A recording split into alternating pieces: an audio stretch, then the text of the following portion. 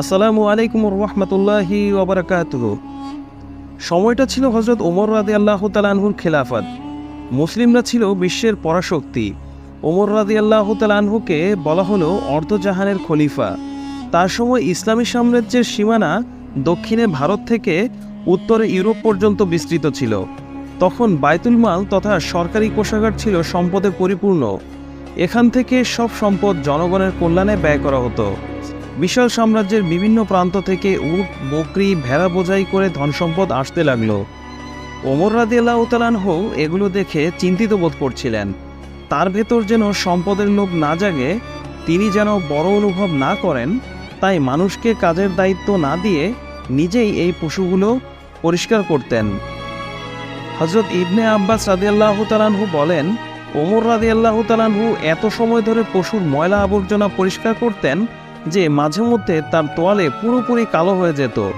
এরপর তিনি নিজের জামা খুলে তা দিয়ে সেগুলো পরিষ্কার করতেন। বিষয়টা দেখে অবাক না হয়ে পারা যায়নি।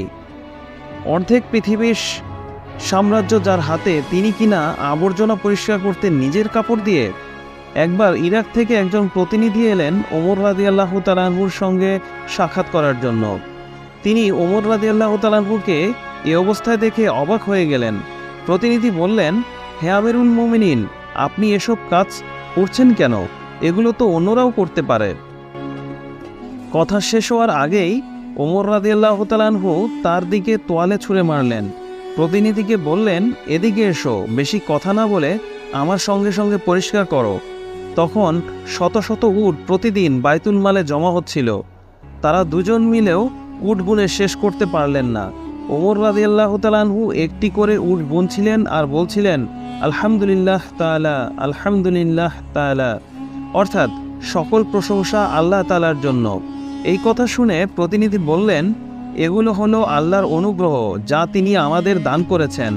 এরপর তিনি সূরা ইউনূসের ৫৮ নম্বর আয়াত পড়লেন, যার অর্থ হলো, বলো, আল্লাহর রহমত ও অনুগ্রহ লাভে তাদের আনন্দ করতে দাও, এটি তার চেয়ে উত্তম যা তারা জমা করে।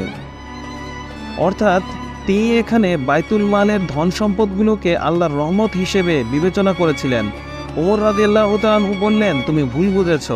এই আয়াতে অনুগ্রহ বলতে দুনিয়ার সম্পদকে বোঝানো হয়নি, বরং ইসলাম ও ঈমানকে বোঝানো হয়েছে।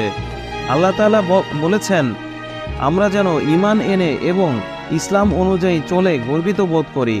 দুনিয়ায় তুচ্ছ বিষয়ের চেয়ে ইসলাম ও ঈমানের মূল্য অনেক বেশি।